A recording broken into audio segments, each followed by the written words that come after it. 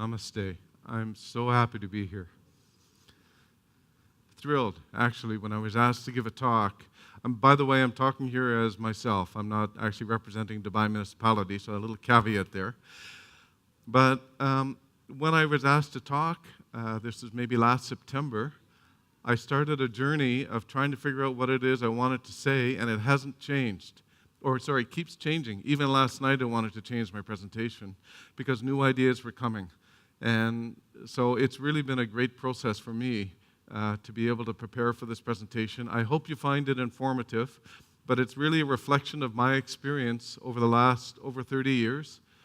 And as you heard, especially since I became an artist. That's about when I moved to Oman, to the Middle East. So a lot of changes have happened for me. So my perspectives are a little bit government and a little bit just my world travel. So I actually had changed the title of my presentation to CSR at the Edge. And I was thinking the edge of what? But we are at the edge, in my opinion. And what is the edge? And I've described a few things up here from a book that I happened to be reading about a month ago about what that is. A book called The Prophet's Way, which is, to me, really insightful about many aspects of humanity. So the edge, the definition, the place where something begins and something ends. They're interesting, complex places. They're hard to predict, very difficult to measure. It's really hard to know what to do when you reach an edge, especially if you're trying to be systematic in your way of managing this environment. So what do I mean by edge? Let's see if I get this right here. Okay. So the new edge that we're in. This is a movie that I saw on the plane just on the way over from North America back to Canada about a few weeks ago. The Anthropocene epoch. So we're now the greatest force affecting all of Earth's ecosystems on the planet. This is the edge that we find ourselves in. And the question is, how are we doing? I think we all have a good idea of how we're doing. The Stockholm Institute and the United Nations have produced a model showing the 9 planetary boundaries that we have to stay within if we were to sustain ourselves and basic life on this planet. In 2015, the United Nations said, we've already crossed 4 of these planetary boundaries, which I've listed here. What this means is the expectation is high that there's going to be significant change in the quality and nature of life on this planet. We've crossed those boundaries. Irreversible change is happening. But because we're at an edge, it's difficult to know exactly what those changes are going to be. So how did this happen? From my perspective, I was thinking, how did this happen? I think it has a lot to do with our mindset, and that is of scarcity. And this has been the way we've operated as Homo sapiens since we have arrived on the planet. We have a survival instinct that's very strong, and that survival instinct is still operating now. So it's about getting what we can from the environment, as much as we can from the environment, and not to worry that much about what happens with what we don't want and what we throw away. And we can see lots of examples of where we have waste issues, air pollution issues. It's the same kind of behavior or mentality that you can trace right back to when we first arrived on the planet, in my humble view.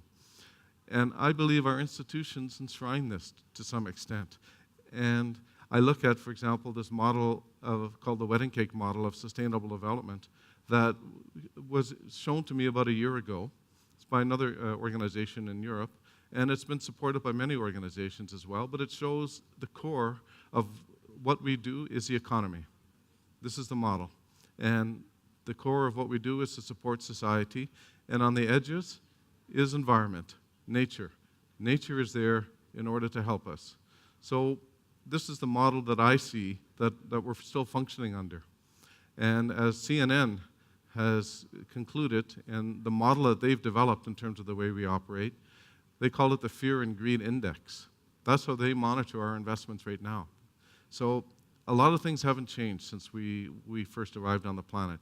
So just to show you another version of that model, the way I see it, the economy being in red, supporting and providing resources to human beings in yellow here, a disproportionate amount, because you can see the lines are slightly different lengths. And then there's nature. And from nature, that's where we extract what we need and also put what we don't want and what we don't need. So I know it's maybe a bit cynical, but this is the way it seems to me from all the events and activities I've been involved in my career. So there's so much that we don't know. So I'm going back to the edge idea here. So our understanding of the Earth's systems is actually very limited. We're discovering new species all the time. When I was doing this research for this presentation, I didn't realize that there is what's called a deep biosphere, which goes up to 5 kilometers below the surface. There's more living matter between 1 and 5 kilometers below the surface than all the 7.5 billion humans on the Earth, by hundreds of times. There's so much life on this planet, we really don't know. Another thing, for me, nature doesn't need us, but we need nature. So the model that we have of using nature, I think for me, we may have to tweak it a little bit to get it right. And the third thing is, which we hear about in the news all the time, nature is reestablishing its balance, and it's doing it with or without us. Climate change is a great example.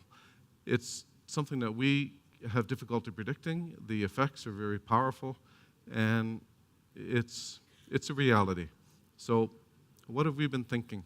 You can see the little figure on the top there, person walking blindly to the edge, right there.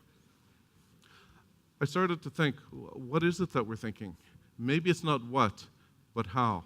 Humans are extremely intelligent. There's many models of intelligence. And this one model shows that there's 9 different types of intelligence. But over my course of my career in science and in government mainly, I've noticed that we primarily use just one type, which is logical math. We set systems, we do measurements, we do science, we set standards, we do KPIs. We communicate those, which is linguistic, and we of course have to know where everything is, where the resources are and where we have to deliver them. But the rest of the intelligence, we're not using that much. So in around the 60s and 70s, as one speaker mentioned yesterday, the hippies showed up on the scene. They were not very happy with what was going on. And this is actually the start of the environmental movement in the 1960s, when people were physically disassociating themselves from society and saying, hey, something's not right here, we got to change. A lot of things happened in that time. The internet was launched in 1969. Suddenly we had access to more information and be able to communicate with more people than we ever imagined before. The first Earth overshoot day was calculated for 1970. So what this calculates is the time it takes for humanity to use up the resources generated by the Earth that year. We were in pretty good shape because in 1970, Earth overshoot day was December 29th. We only missed it by 2 days. Otherwise, we were in perfect balance.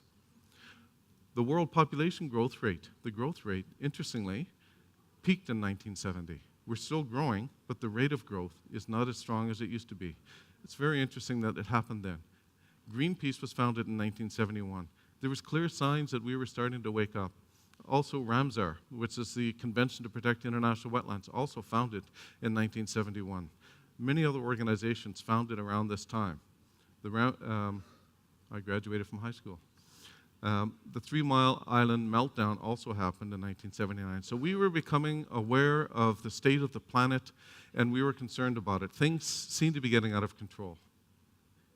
So this is when, from my perspective, the left-brained age began. So the left brain is all about science, about logic, about, again, putting the standards, putting the regulations, putting all these pieces in place to systemize and control what was going on. So this poor gentleman on the right is having to try and control, manage all these things, the CEO, research and development. He's got to get the reports out. He's got to make sure that the bottom line is reached. He's got KPIs. He's got to meet the KPIs. Policies. He has to enforce it all. And all of this in an attempt to try and establish or reestablish control over what we were seeing and sensing was not going right. So science-based strategic and practical approaches really took hold. The Convention on Biological Diversity, 1992, Kyoto Accord for climate change was in 1997, although it took 8 years to ratify, which shows something about understanding and willingness to shift. KPIs to be honest, at work now, I hear KPIs every day. They also blossomed. And ISO, by 2015, had published over 21,000 standards. There's many, many examples of where we're trying to use different methods, but systematic control methods to try and manage what we now see is going on the planet. But by 2015, in my view, the edge is getting bigger and stronger. The UN adopted the human-focused SDGs in 2015. The Millennium Development Goals didn't work, and they admit this, and so instead of 8 goals, they moved to 17 goals. More specific targets, 169 targets, and over 300 indicators. So for me, more left brain. It's an outstanding guide of action, but I don't think we can manage and control it the way we're hoping this system approach will allow. Also, interestingly, in 2015, the world population had doubled from 1970, which is like the first when we started to wake up. And ISO standards in 2015, just as another example, over 1,500 ISO standards published that year. So how is it working? Well, the UN declared that we had crossed 4 planetary boundaries. I already mentioned that. Ramsar, which is to protect international wetlands of importance. I participated in the recent COP13 in Dubai. It's passed its 350th resolution last year. Yet at the same time reported that since 1970, when it was founded, 35% of all wetlands have been disappearing and many more in trouble. So something's not working. And you can see with some other examples down the list there that there's many things that maybe we're not getting a hold of. And the final one there is Earth Overshoot Day, is now August 1st. So in 1970, it was December 29th. So forget about environment. How are we doing as human beings? So I had a look at the World Economic Forum and some polls that were released in 2019. The conclusion from the World Economic Forum, from their analysis, is that anger is increasing and empathy appears to be declining. And it's all about a perceived lack of control, which is somewhat ironic. At the same time, these polls revealed that increasing negative experiences were being reported by people, and the positive experiences were also starting to decline. So lots of indications that something not working. And I'm in government, I know how hard it is to negotiate and produce these kind of agreements. I've been involved in some of them, to develop standards and regulations. We're trying hard, really hard, but from the evidence, it's not working. It hasn't been working. And as Mr. Einstein might have said, if we continue to try and do the same thing over and over and get the same results, that's a little bit insane. And also, perhaps we need to have a different level of consciousness to solve the problems that we're facing. And this is where CSR, for me, from my personal experience, has entered massively. It's in 2015, this is my personal experience, it just exploded. So I have the 100 monkeys there. I don't know if people know the 100th monkey phenomenon, but there are activities taking place here and there, and we've finally reached that 100th activity where suddenly now this activity has got a life of its own. It's popping up everywhere. When I moved to Oman in 2008, I was probably aware of 2 to 3 CSR-like activities a year. That's it. And then I moved to Dubai. Over the next few years, it started to increase. But last year in 2018, I think it's like 4 to 5 a week now. And these are not just post something, but it's actually meaningful events where you see people from competing industries sitting together and wanting to make a difference. It's really extraordinary. And this, to me, is the key, or one of the big keys for the future of humanity. It's why we're sitting here today. I think everybody here is sitting here because they have heart and genuine desire. They're not just taking a left brain approach. It's a very spiritual experience as well to be in this room and also to be involved in CSR this way. So this is what's taking off. I'm just going to give you one example. Oh, this one.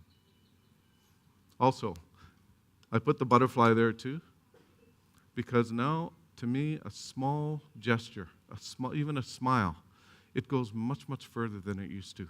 I'm seeing small activities, small openings being given to people, and they produce amazing results. And I'm going to show you just one example that happened recently that I was involved in. So, we're Dubai Municipality. We have a wall that's needed to be put up. They said, Peter, can you help us? And I said, sure, what do you need? Well, this wall, which is 50 meters by 2 meters, we're going to build it tomorrow. It has to be completely painted next week. And I said, so when? 7 days. So can you help us? And the normal process to do this would take 6 to 8 months. So I phoned up a friend. Within 5 minutes, she had agreed. She organized artists. And they spent, many of them worked full-time, and they spent many, many hours producing this absolutely phenomenal mural voluntarily. They didn't do it for money. They did it for compassion. They didn't hesitate to do it. Many of them worked full-time in another emirate, and they had to drive after work and go here and paint. I didn't even tell them, paint this theme. And without even mentioning it, they included nature and many spiritual elements in this mural. I'll show you just some examples. This goes along the wall. It's too big, actually, to take a single picture of, to have it meaningful. But it's unbelievable what they accomplished in the space of 7 days. This is what I see is now going on. And why this room is full? Because it's giving a sense of hope. Oh, sorry. So what's the secret? I already gave it away. I believe that the secret uses the full brain. I think it uses the right side of the brain, the creativity. It allows access for the passion to take place. It allows really for love to be expressed in cooperation with the analysis, with what we've been doing up to this point. So combined, this is what's going to give us the power. The mechanism to do it is CSR. I really believe it. CSR is now moving us from using those few types of intelligence to almost how you can see as a rainbow. It's using everything. It can, really. And now I've seen in government for the first time actual examples of where we've had to open up the door because we had no choice. And the results, I can tell you inside, people were stunned that this artwork could be done in 7 days. It shows the possibility that can be done if you just let people do it. This to me is heartening. I think we have a really good future, actually. So we're starting to become wiser.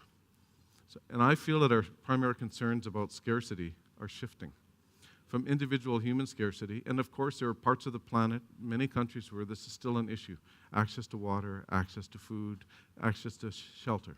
But we're also having an awareness of planetary scarcity. We're now seeing, like through the Earth Overshoot Day, that we're running out of resources, generally speaking. I see this shift happening in just my day-to-day work. And we're also shifting from survival of individual humans and groups to survival of the human species. We're now concerned. This is what the SDGs is all about. It's talking about how to make sure humans can stay on this planet. But I believe our understanding of purpose is also shifting from users of nature to stewards. It's like SDG plus. And again, I go back to that example on the wall, where the people painted all these amazing images of nature, a few human beings, but most of it was about nature. So this, to me, is also a really significant sign. And the final one, and I knew this already, but it's clear there's a realization that governments cannot do it on their own. The corporate and individual actions are vital. And so I'm really thankful for all the private sector, all the companies, because you're doing a fantastic job. You're showing a leadership that we have not been able to do because governments are slower to respond. But the private sector has taken this on wonderfully well. And it's another reason I'm thrilled to be here.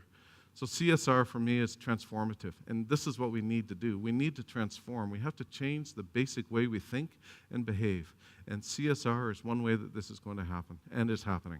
It's allowing, because I'm seeing this, governments to shift from regulators, the left brain approach, and controllers to enablers.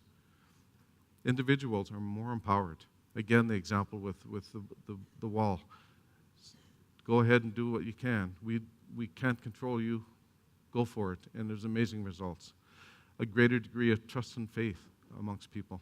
And again, the wall is a really nice example. We had no choice but to trust. Mind you, I was there every day, but I was just there to enjoy what they were doing. It taps into a limitless supply of energy. I've been to some CSR events, and I'm actually feeling it again now. I have left some of these events, like the Social Impact Summit in Dubai, and for months after, I feel fantastic. It's because there's a different energy in the room, and it's really powerful. And this is going to spread, and it's spreading now. People's thirst for knowledge is growing massively. I get phone calls now, and I get asked about things I was never asked about before, about nature, about philosophy, about spirituality, many things. Never used to ask me before.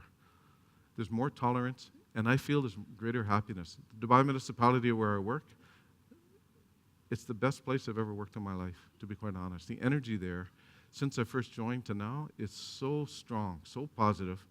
I can see it within our organization, how well it's growing. And the more we open, the more positive I feel it's going to be. So CSR means less fear, more love and compassion. So bottom line is, if we can balance the heart with the mind, we can move away from the model, and I think we're moving this way anyway. I believe the CSR and the SDG goals, I should say, they're guides. We can move to a situation where we have a good relationship with nature, that we're part of nature and we see this, and that we get everything that we're looking for, but so does all humanity and so does all life on this planet. And our measures and values won't be just economic, also heart and other things that are as important. So what I'm referring to for me personally, and I really like this, it's about an internal change. I changed inside, especially when I moved to this part of the world. And it's this inner transformation that's going to allow us to really be able to move forward. Thank you.